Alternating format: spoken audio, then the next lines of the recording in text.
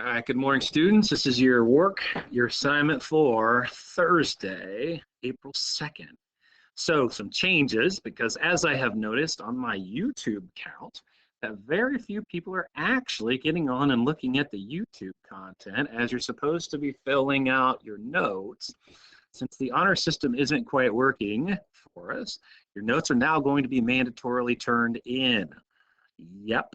They are mandatory. So all you have to do is just open up one window and have that document so you can fill it out and fill it out as I talk, or just listen and I go back and forth. You could pause this video too. So if you're not one that can quickly write the stuff down, then there you go. But since we can't do it without being prodded and actually watching the stuff, well, I'm gonna hold you accountable now. So each note set's going to be worth at least 10 points, at least starting out. So this one's due on Friday. Got plenty of time to do it.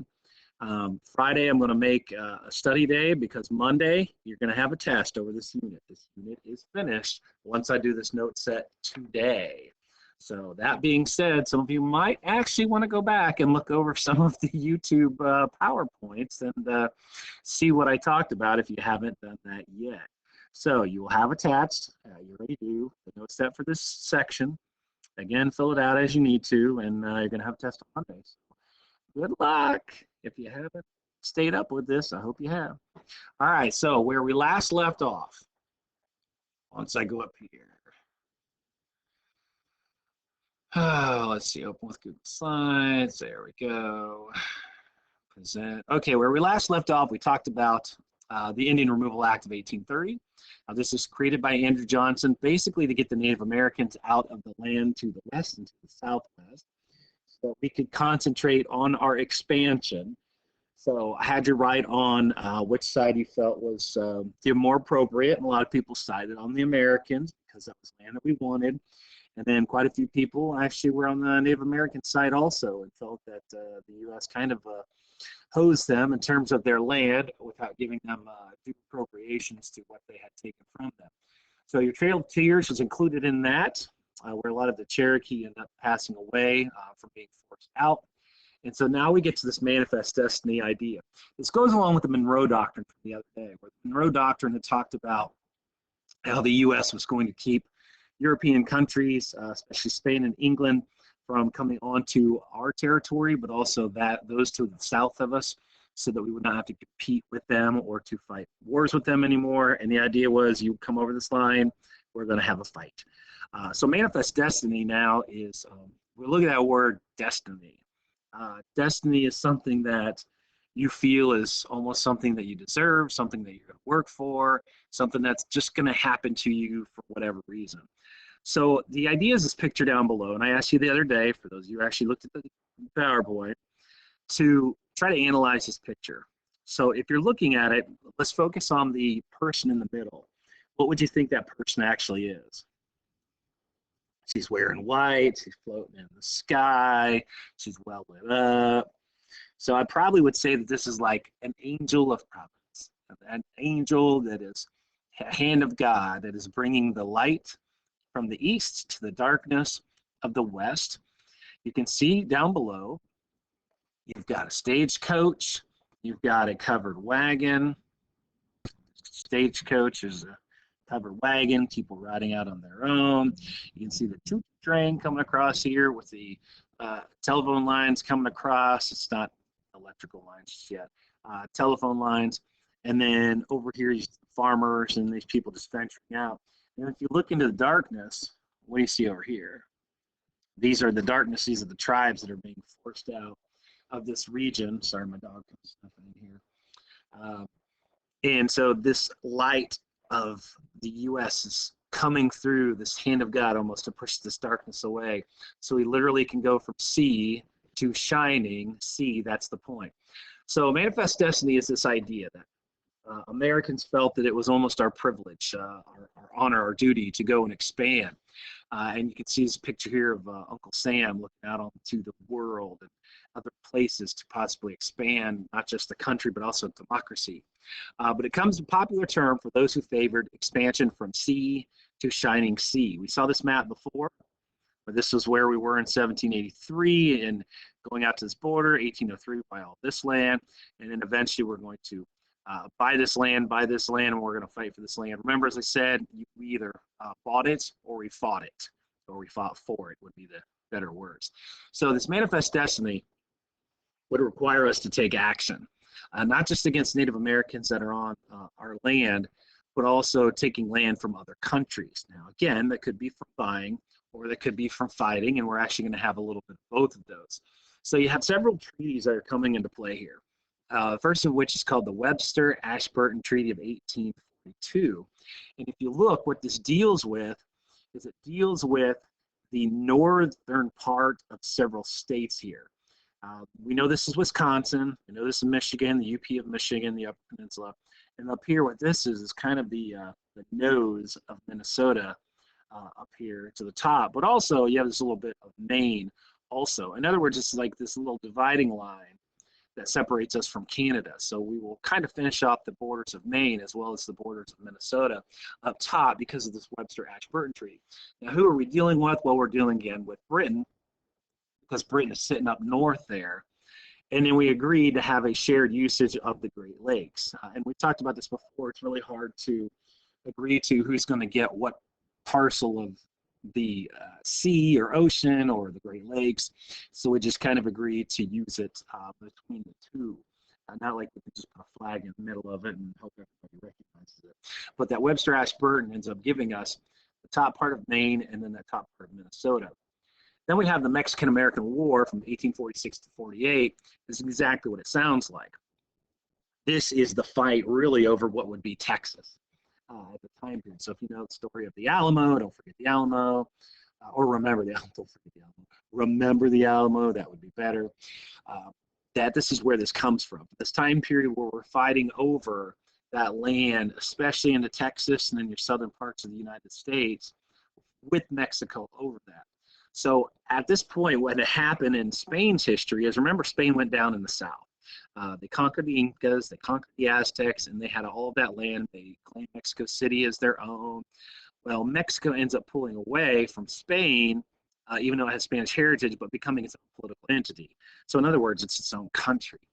But you still have that dividing line of Texas there, where we do have some Americans who are there, and it wished to be annexed into the United States, or in other words, brought into the U.S. Well, the problem here is that it belongs to Mexico for the time being. So we would have to either buy it or we'd have to fight for it. In this case, that's what we did, is we fought for it, because Mexico didn't want that to be annexed into the United States. And so battles occurred.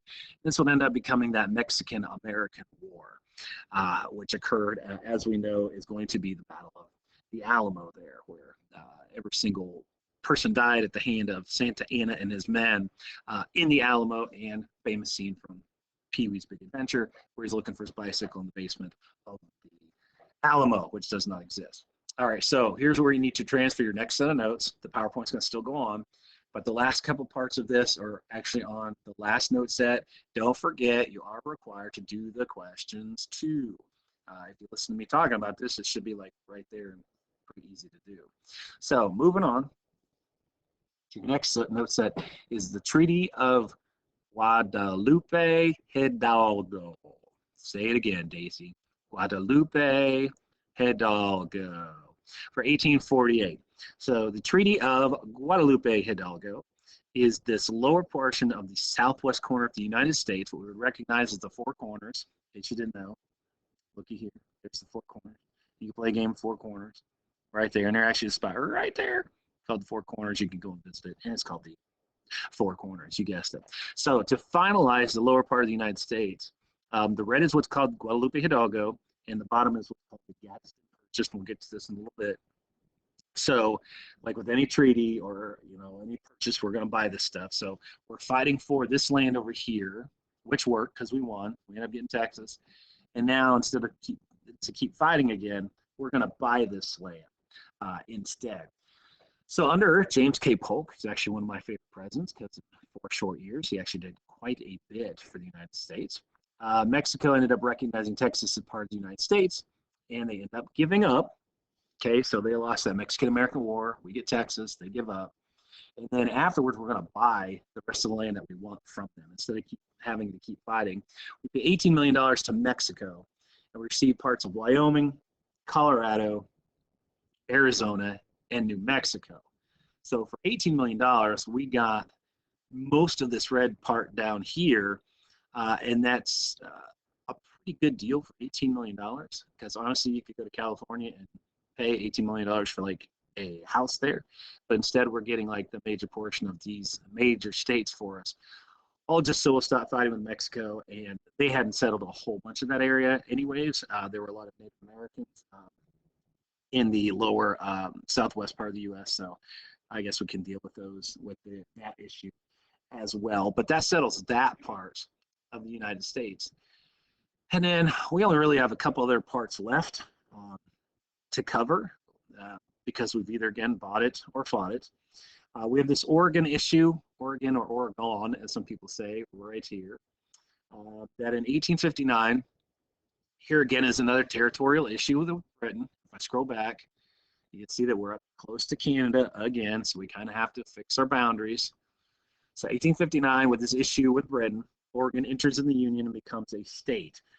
So still that fought or bought, we're done fighting with Britain, so getting this land relatively cheap, if not for just a treaty otherwise.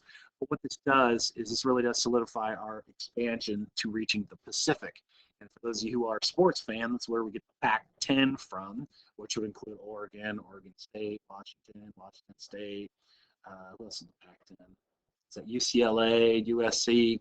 But it's your Pacific 10 anyways over here. So a lot of your geography goes into play with your different sports too. So at this point, we have reached that Pacific Ocean, which was our goal. That was that manifest destiny. But we also fulfilled that Monroe Doctrine to keep other countries out and to get the other countries out too. So to complete all of this, we had the Gadsden Purchase of 1853. Again, that's a lower part down there, just beyond the Guadalupe Hidalgo, part of Texas right here. So by 1853, we really have everything settled for the continental U.S. And I say the continental U.S. because we have two other states. Which other two states are there? Alaska and Hawaii, which we're going to buy one, and the other is going to become a territory. We're going to buy Alaska, in case you did not know, as part of Seward's Folly. Get that for dirt cheap. And then Alaska is just going to become a territory and then enter the Union in the mid-1900s. And then that will solidify everything for the U.S. But continentally, the Gadsden Purchase finalizes this when we pay Mexico $10 million for parts of Arizona and New Mexico, which we see down below there. Those lower parts gives New Mexico that little corner that you always see on the map test. And so from that part forward, we do have our boundaries. And this is pretty much how it's going to end up being, as I said, until we add in Hawaii and Alaska. So by 1853, the U.S. owns all the territory that would make the lower 48 states. So at this point, you have a couple of things. We now have all this land.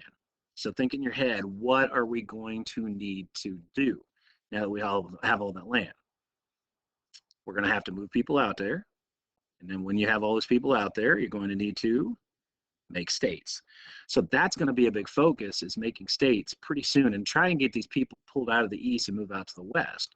So you have places like Colorado and California, and we know what those places have to offer or how they would get people out there.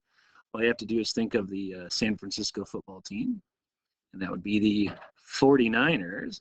And that is a term that means the people would go out west to try and get some gold in that there in the hills, and so you would have a gold rush in that time period in the mid-1800s. So people would push out there. But also after 1853, we are just 7-8 years away from Civil War. So a lot is going to happen socially between that time period. But for a long time, really from 1803 to 1853, in the span of a couple generations, we really have blown up the United States in terms of territory. So really have expanded. So the other thing that we've met is we met that manifest destiny. That manifest destiny is now complete. We now are going from sea to shining sea. Technically, it's when we bought Oregon, but now we have everything. So now it is making sure it's secure, making sure that we populate these places, have them become states, and then go from there. But again, that doesn't solve all of our issues, because once we become states or talk about it, we got to figure out slavery too. So that's going to be a big question as we get into the next unit, is how do we address slavery through all of this land purchase and when this new territory becomes state. So there you go. There's your last note set for the unit. It's very short. So what I would expect you to do, especially tomorrow, is to just take your time and go back through your sets of notes and review. Our test, which isn't going to be a huge one, but nonetheless, you got to know what you're talking about here, is going to be on Monday. So make sure you complete your note set, turn it back into me so you get your points. Make sure that you still have access to it, so that way you can look at it and then do well on your test. So that's it from me. Another short one, about 15 minutes. See, it really doesn't take that long when you do these things. But anyways, I'll give you some more information on what you need to study for tomorrow. But this is, again, your assignment for Thursday. Turn it in by 6 p.m. tomorrow. Have a good day.